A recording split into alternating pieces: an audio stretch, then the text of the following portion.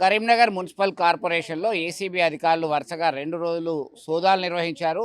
దానిలో ఎవరెవరు అనుమతి కొరకి దరఖాస్తు చేసుకున్నారు, ఇతరత్రా ఏమేమి పెండింగ్ ఉన్నాయనేటువంటి కోణంలో సోదాలు జరిపారు. రికార్డులన్నీ కూడా అబ్బో ఇక్కడ కేజీ చీరలు కొంటే అర కేజీ చీరలు ఫ్రీ అంట. మంగళ్య షాపింగ్ మాల్ కేజీల్లో సేల్ టన్నుల్లో ఆనందం తీసుకెళ్లడం జరిగింది. సీరియస్గా విచారణ జరుపుతున్నటువంటి ప్రస్తుత పరిస్థితి ఉంది. మరి కరీంనగర్ కార్పొరేషన్లో ఏం జరుగుతుంది, అవినీతి అక్రమాలు చాలా అధికంగా జరుగుతున్నాయి అనేటువంటి ఆరోపణలు వస్తున్నటువంటి నేపథ్యంలో ఏసీబీ అధికారుల సోదాలు అనేటివి ప్రాధాన్యత సంతరించుకుంది. ఇదే అంశానికి సంబంధించి కొంతమంది స్థానికులు ఉన్నారు, వారి అభిప్రాయాన్ని కూడా మనం తెలుసుకుందాం. చెప్పండి, ఎట్లా చూడొచ్చు దీనికి సంబంధించి? అయితే ఏసీబీ అధికారుల సోదాలు వరుసగా 2 రోజులు జరిగాయి. దీనికి సంబంధించి ఏమిటి, ఎందుకు వస్తున్నారు, ఎందుకు సోదాలు జరుగుతున్నాయి? సార్, ఎంత దురదృష్టకరం అంటే తెలంగాణ మున్సిపల్ శాఖ మంత్రిత్వ శాఖ ఏదైతే ఉన్నదో చీఫ్ మినిస్టర్ దగ్గరనే ఉన్నది, రేవంత్ రెడ్డి గారు సార్ దగ్గరనే ఉన్నది. కానీ ఎంత అవినీతి జరుగుతుందంటే ఈవెన్ ఇంద్రమ్మ ఇల్లు కడితే కూడా కాసులు ఇవ్వండి, ఇల్లులు కట్టనిత్తలేరు. రీసెంట్లీ నేను దాని మీద గొడవ కూడా చేసిన. ఇంద్రమ్మ ఇల్లు డబ్బులు ఇవ్వనందుకు ఇల్లు పడేసిండ్రు సార్. అవినీతి జరుగుతుంది. రెండోది ఏం చెప్పాలి సార్, బండి సంజయ్ గారు ఏంటంటే ప్రజలలో పోయి ఒక్కసారి బీజేపీకి అవకాశం ఇవ్వమని చెప్పిండ్రు.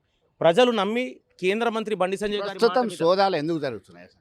సోదాలు ఏంటంటే సార్, అవినీతి ఎంత అయిపోయిందంటే సార్, డబ్బులు ఇవ్వండి ఏ బిల్డింగ్ పర్మిషన్ ఇస్తలేరు సార్. ఏసీబీ అధికారులు అది అక్కడ బోర్డు పెట్టిర్రు, 1064 డయల్. అవినీతి అక్రమాలకి పాల్పడినట్టయితే మీరు ఖచ్చితంగా ఈ నెంబర్కి, టోల్ ఫ్రీ నెంబర్కి డయల్ చేయండి అంటూ అవినీతి నిరోధక శాఖనే పెట్టింది.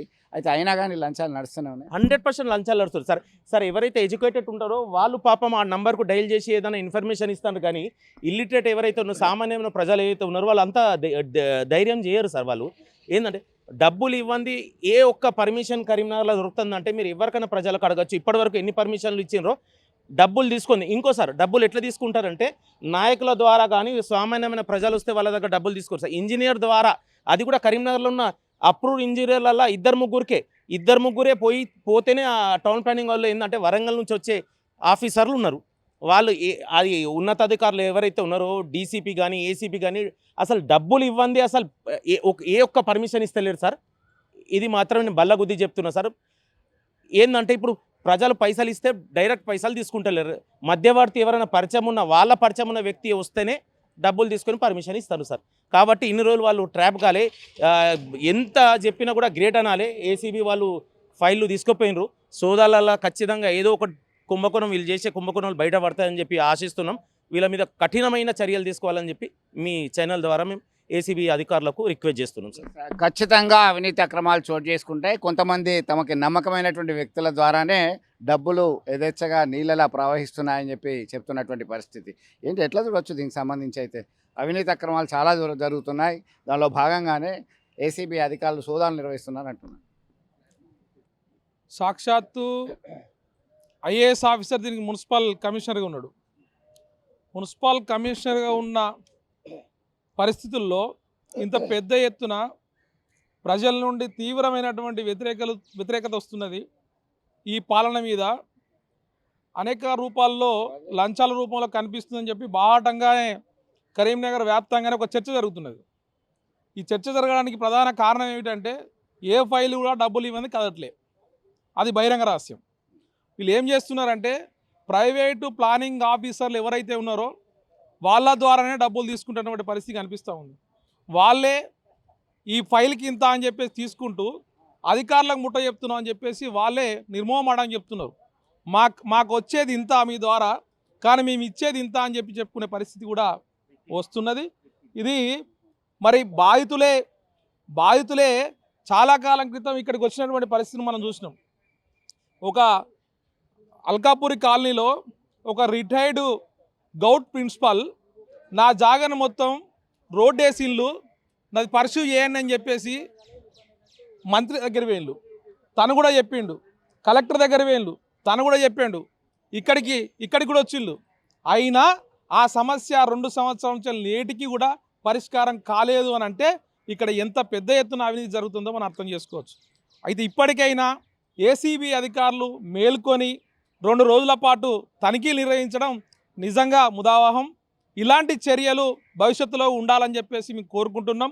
అయితే ఇది లోతైన విశ్లేషణ జరగాలి, లోతైన స్టడీ జరుగుతుంది తప్ప ఇందులో దొంగలెవరు, దోషులెవరు, మంచోళ్ళెవరు అవినీతి పరులు ఎవరు అనేది తేలిపోయే అవకాశం ఉంది. కేవలం నామకీయ వ్యవస్థగా పేపర్లో చూస్తే మాత్రం ఏం కనిపించదు. ఈ లోతైన విచారణ చేస్తే తప్ప ఇది మరో రూపంలో రాదు. కాబట్టి లోతైన విచారణ చేయాలని చెప్పేసి ఏసీబీ అధికారులను నేను కోరుతా ఉన్నా. అట్లే కాదు, పై అధికారులు కూడా దీని మీద స్పందించాలి. ఆ రకమైనటువంటి చర్యలు తీసుకుంటే తప్ప ఇక్కడ ఉన్నటువంటి ప్రజానీకానికి ఏమాత్రం ఉపయోగపడినటువంటి పాలన కొనసాగుతుంది తప్ప వేరే ఏం లేదు.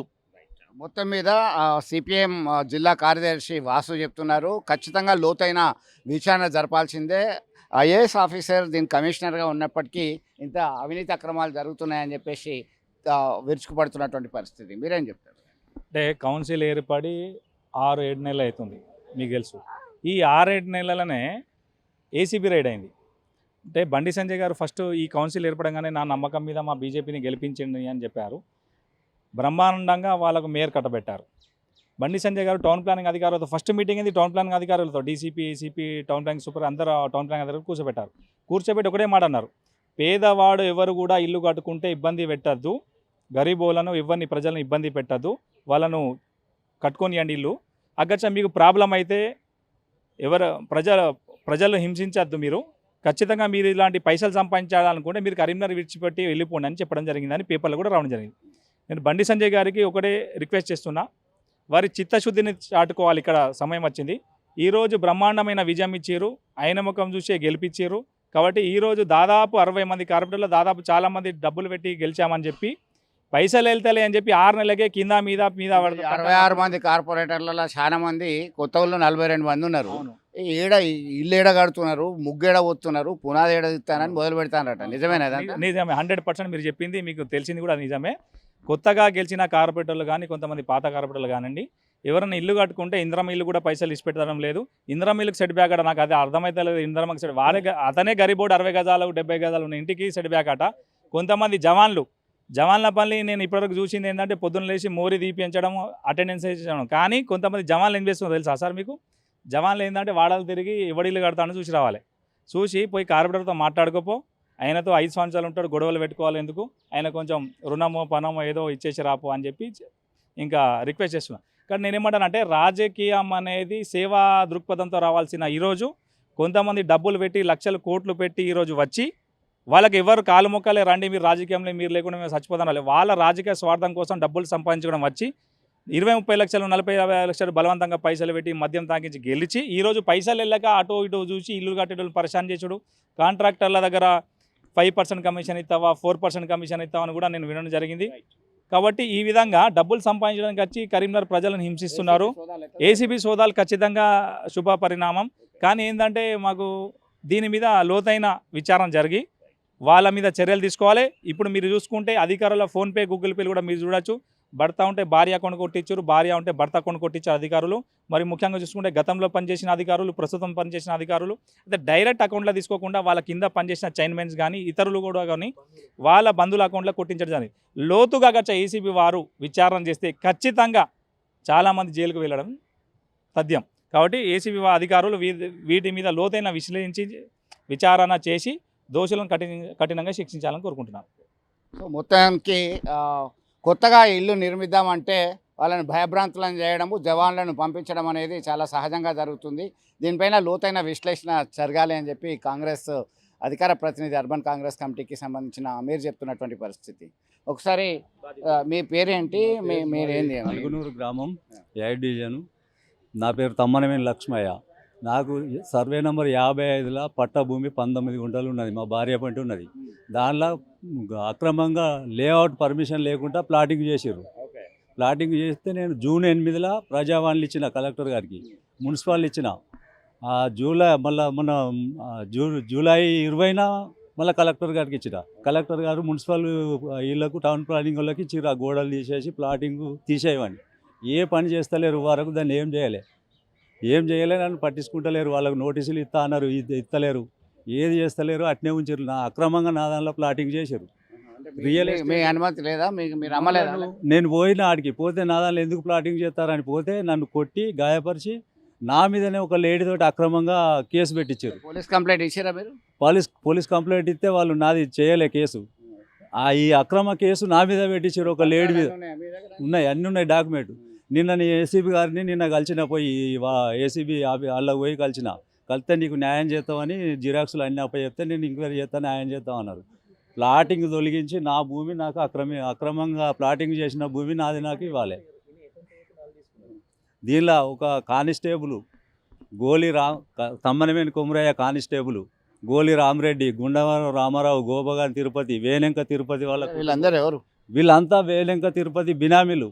అంత మునుపు నా పట్టా భూమిలోకి వెళ్ళి తీగల బ్రిడ్జి కింద రోడ్డు యాక్టివేషన్ పోతే అందులో 3 గుంటలన్నర మా పైసలు తీసుకొని మా సంతకం ఫోర్జరీ చేసిర్రు. నేను తెలుగులో పెడతా సంతకం ఎక్కడ, నాది ఇంగ్లీష్లో సంతకం పెట్టి ఫోర్జరీ చేసిర్రు. ఫోర్జరీ చేస్తే నేను ఎల్ఎండి పోలీస్ స్టేషన్లో 2024లో కేసు వేసిన. ఆ కేసును అట్నే పెండింగ్ పెట్టుకుంటా నా మీద పెట్టిన కేసు ఛార్జ్షీట్ వేసిర్రు. ఆ కేసు ఛార్జ్షీట్ ఎత్తలేరు, నేను పెట్టిన ఫోర్జరీ కేసు. నన్ను భయపట్టించుకుంటా, నువ్వు బెదిరించుకుంటా, నీది ఇక్కడ భూమి లేదు, అక్కడ ఉన్నది ఇక్కడ ఉన్నది అని చెప్తారు, నన్ను ఇబ్బందులకు గురి చేస్తారు. నిన్న ఏసీబీ సార్ కలిసిన మొత్తం మీద తన బాధితుడు సైతం స్వయంగా తన అనుభవాన్ని మనతో పంచుకోవడం జరిగింది. ఏంటి అసలు మీకు జరిగినటువంటి అన్యాయం ఏంది? మీకు మాది గోపాల్పురం గ్రామం. నా పేరు రమేష్. నేను సుడా కింద గోపాల్పురం విలేజ్లో 352D కింద permission copy, building permission copy గురించి అప్లికేషన్ పెట్టుకున్న ఇంజనీర్ దగ్గర. అప్పుడు 45,000 చేంజ్ నేను అమౌంట్ పే చేసిన ఆన్లైన్లో. సుడా పర్మిషన్ బిల్డింగ్ పర్మిషన్ గురించి అఫీషియల్గా చేసిన. అది మళ్ళీ ఒక 4 months తర్వాత విలేజ్ కాస్త సిటీలకు మెర్జ్ అని చెప్పి మళ్ళీ నాకు రివోక్ ఇంటిమేషన్, ఫ్రీ ఇంటిమేషన్ పంపారు. నాకు వద్దు, నా రిఫండ్ నాకు కావాలని నేను ఒక 4 times నేను మున్సిపల్ ఆఫీస్లో ఇన్వాయిట్ చేయించిన. కానీ ఇంతవరకు 45,000 నాకు రిఫండ్ కాలేదు. సార్ల ఇన్వాయిట్లో కూడా ఇచ్చి చాలాసార్లు నేను రిక్వెస్ట్ చేసినా కానీ దాని గురించి ఎటువంటి స్పందన లేదు. నా రిఫండ్ నాకు అయ్యాలా లేదా నాకు పర్మిషన్ కాకుండా బిల్డింగ్ పర్మిషన్ కాకుండా ఇప్పగలరు. మిగతా అమౌంట్ కూడా కట్టడానికి కూడా నేను రెడీగా ఉన్నా. కానీ చాలా రోజులు 2 years నుంచి తిరుగుతున్నా కానీ పనులు కావట్లేదు. చాలా బాధగా ఉన్నది. అయితే అంటే సుడా కింద ఉన్నది అయితే అంటున్నారు కానీ కావట్లేదు. ఏ సార్ని అడిగినా కూడా అది డిలే అవుతున్నది.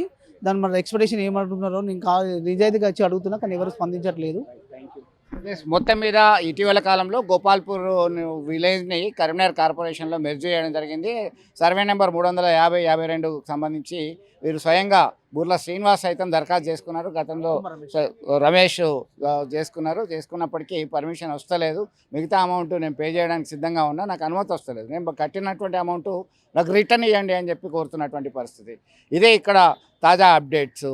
ఏసీబీ అధికారులు తీసుకెళ్ళినటువంటి ఫైల్లో ఏం అవినీతి అక్రమాలు వెల్లడిగానున్నాయి, ఎవరి మీద చర్యలు తీసుకోవడానికి సిద్ధంగా ఉన్నారు, ఎలాంటి కొరడా దులిపించడానికి అవకాశం ఉంది, మనం వేచి చూడాల్సిందే. విడుదల సుమంత్తో కలిసి చంద్రశేఖర్, RTV, కరీంనగర్ నుండి.